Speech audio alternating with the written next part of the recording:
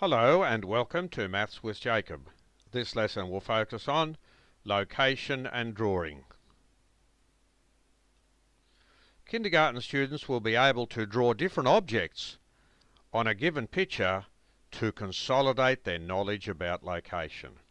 Example 1, draw a cow near the tree, draw a farmer near the barn, draw some birds between the clouds, draw a dog on the hill, draw a sun in the sky above the tree. So this is just a simple example here to help students with location, and I'm sure you can give them many more examples of objects they can draw on this picture, and you can find many other pictures yourself.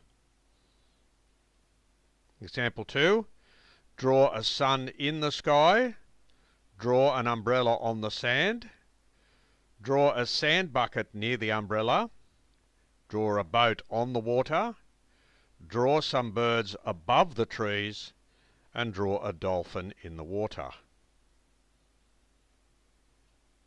Example 3, draw two tennis players with one on each side of the net, draw a tennis racket in each player's hand, draw a ball over the net, draw an umpire's chair at one end of the net, and draw a ball boy at the far end and a ball girl at the near end.